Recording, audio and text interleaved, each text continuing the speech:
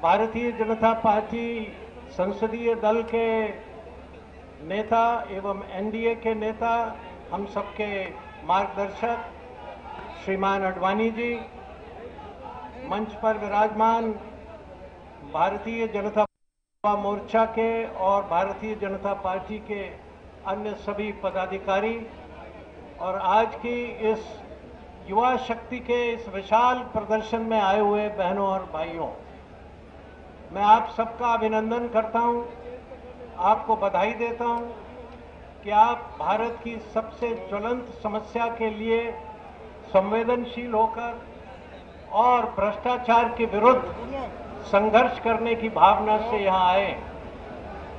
आज 9 अगस्त का दिन है। ये 9 अगस्त का दिन क्रांति दिवस कहलाता है।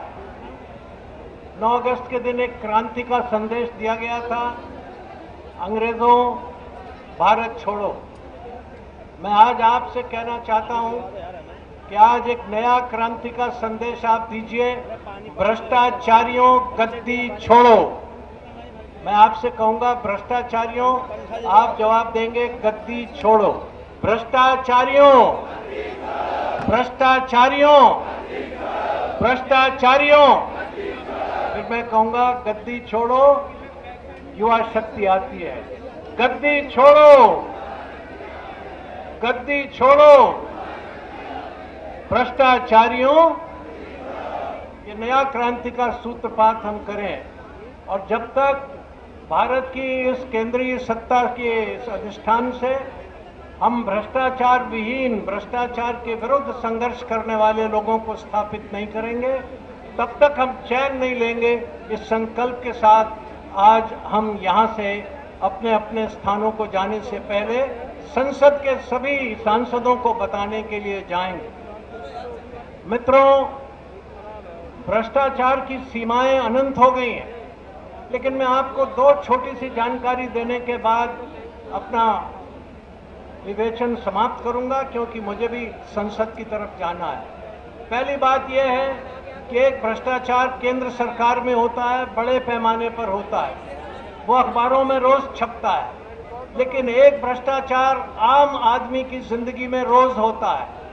हमने अध्ययन किया है, स्कूल जाने में कितना भ्रष्टाचार है, अस्पताल जाने में कितना भ्रष्टाचार है, बिजली का कनेक्शन लगवाने में कितना भ्रष्टाचार है, पानी का कनेक्शन लगवाने में कितना भ्रष्टाचार है, अस्पताल में दवाई लेने के लिए कितना भ्रष्टाचार है, सेल्स टैक्स के दफ्तर में जाने के लिए बाबुओं के साथ कितना भ्रष्टाचार है, इनकम टैक्स के दफ्तर में जाने के लिए कितना भ्रष्टाचार है। और आपको सुन के हैरानी होगी कि एक साल में सन 2005 से शुरू करता हूं, 4068 करोड़ रुपए की घूस इन छोटे छोटे दफ्तरों में पुलिस से लेकर इनकम टैक्स के दफ्तरों तक दी गई है। इसमें बड़े पैमाने का भ्रष्टाचार शामिल नहीं है, लेकिन आज स्कूल में दाखिले के लिए भ्रष्टाचार है, आज अस्पताल में दवाई लेने के लिए भ्रष्टाचार है, आज आपको रेलवे का रिजर्वेशन कराने के लिए भ्रष्टाचार है, आज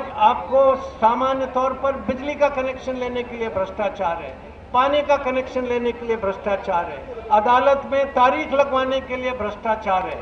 इन सारे भ्रष्टाचारों में 2005 में 4068 करोड़ रुपए सामान्य आदमी को देना पड़ा, और तब से अगर आज तक लगाएं, 2005 से 2011 है, 6 साल हो गए, तो 24,000 करोड़ रुपए इस छोटी छोटी घूस के अंदर ही लोगों की जेब से निकल गया।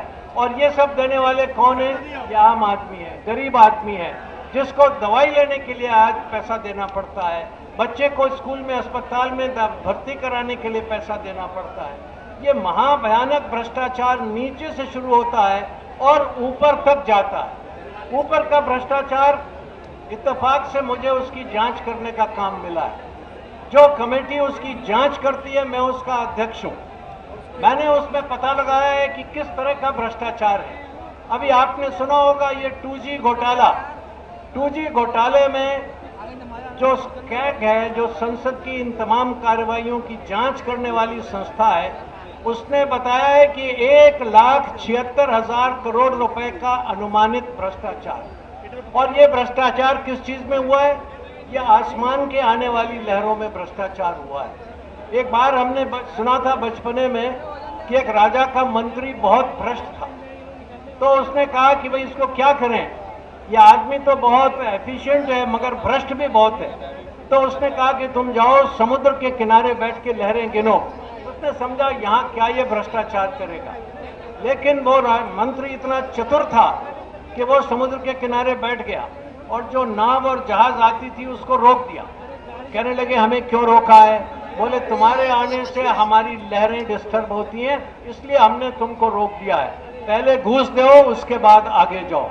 वो तो समुद्र की लहरें गिन करके पैसा बना रहा था, और ये जो अभी तिहाड़ जेल में बैठे दिखाई दिए हैं आपको, ये आसमान की लहरें गिन करके पैसा वसूल करते थे। ये मोबाइल में जो लहरें आती हैं उसके नाम पर इन्होंने पैसा वसूल किया है 1,76,000 करोड़। और जब हमारी कमेटी ने जिस जिसकी जांच की वो सब जेल के अंदर। बताइए मैंने ठीक किया या गलत किया? ऐसे लोगों को जेल और भिजवाना चाहिए कि नहीं? और भी ये जिसके लिए आप अभी आपने नारे लगाए और देखा, ये जो कॉमनवेल्थ गेम्स की कमेटी की उसकी जांच की है सीएजी ने, उसकी रिपोर्ट भी मेरे पास आ गई है। उसकी जांच गहराई से करें या नहीं करें? उसमें जो अपराधी पाए जाएं उन्हें जेल भिजवाएं या ना भिजवाएं? मैं कहता हूं भ्रष्टाचार मिटाओ। वो कहते हैं जोशी को कमेटी से हटाओ। बोले मैं कमेटी से हट जाऊं क्या? तो क्या होना चाहिए? भ्रष्टाचारियों को हटाया जाए कि मुझे हटाया जाए? आप इसमें साथ देंगे?